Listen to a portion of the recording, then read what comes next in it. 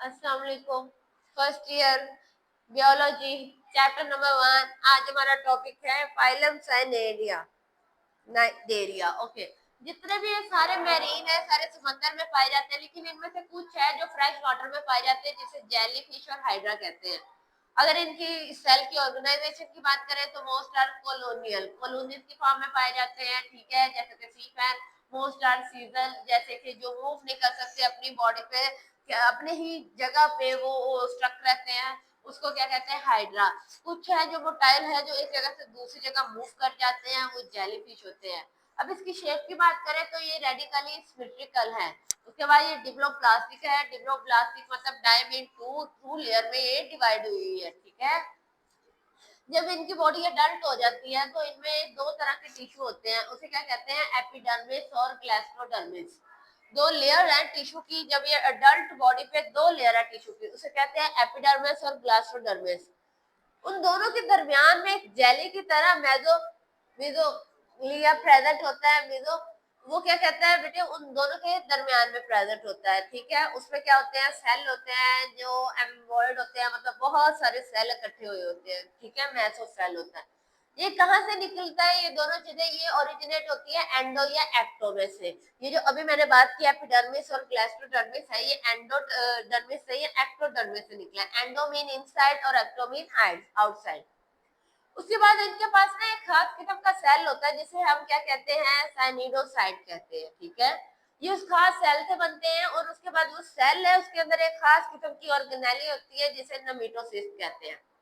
नमीटोसिस्ट जो है उसका काम है कि डिफेंड करना बॉडी को और जितने भी शिकार है उसे कैप्चर करना। अब इसके बाद हम बात करते हैं कि साइनेरियन जो है ये ब्लाइंड एंडिंग कैविटी होती है। ये जो इसकी ब्लाइंड एंडिंग कैविटी है इसको गैस्ट्रोवेस्कुलर कैविटी कहते हैं या एंट्रोन कहते हैं। ये इसकी डिफाइन है। अच्छा, इट ओपन, अब इसको ऐसा क्यों कहते हैं, ब्लाइंड एंड क्यों कहते हैं, क्योंकि इसकी जो ओपनिंग है वो सिंगल ही है। किसके लिए, फूड के लिए और वेस्ट के लिए एक ही ओपनिंग है। ब्लाइंड कैविटी है और it open outside by single opening. ये माउथ के जरिए ही ओपन होती है। इसका उसके बाद वो कह रहे हैं कि ये वही जो ओपनिंग है बेटे, वही माउथ जो है वो एनएस के तौर पे काम करता है। क्या करता है, बॉडी में से अनडाइजेस्ट मटेरियल को रिमूव कर देता है। बॉडी में से उसी में से आप खाना वो अपने अंदर लेके जाता है और वो चीजें जो से डाइजेस्ट नहीं हो रही, हजम नहीं हो रही, वहीं से रिमूव कर देते हैं। माउथ जो है बेटे वो एक सीरीज ऑफ प्रोजेक्शन, छोटे छोटे नीडल्स लाइक स्ट्रक्चर उससे घिरा हुआ है, उसे टेंटसेल कहते हैं। ये इस तरह का डाइजेस्टिव सिस्टम जिसमें एक ही ओपनिंग हो, जिसमें से आप क्या कहते हैं, फूड एंटर भी हो रही है, फूड अनडाइजेस्ट मैटर रिमूव भी हो रहा है, बच्चे उसे सैक लाइक कहते हैं। जो नर्वस सिस्टम की बात करते हैं तो इसमें जो है नेटवर्क ऑफ न्यूरॉन होते हैं इसकी बॉडी की वॉल में। बॉडी की वॉल में बहुत सारे न्यूरॉन पाए जाते हैं, वो नर्वस सिस्टम है। इसके अंदर सेंट्रल नर्वस सिस्टम नहीं होता, मतलब कि ब्रेन और स्पाइनल कॉर्ड नहीं है, बस न्यूरॉन है जो मैसेज ट्रांसफर कर रहे हैं, कन्वे कर रहे हैं। इसके अंदर रेस्पिरेटरी सिस्टम भी नहीं है, एक्सक्रीटरी और ट्रांसपोर्ट सिस्टम भी नहीं है। इसकी जो बॉडी है, there are two body form in cnidarian, क्या, पॉलिप्स और मेडुसा।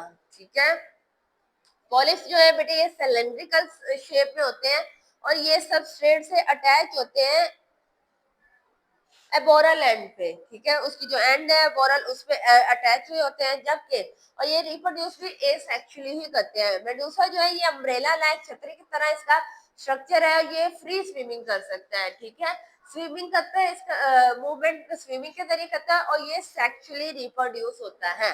आज का हमारा जो है फाइलम वो कंप्लीट हो गया है, कल हम नेक्स्ट करेंगे। आज के लिए इतना काफी है, शुक्रिया, अल्लाह हाफिज।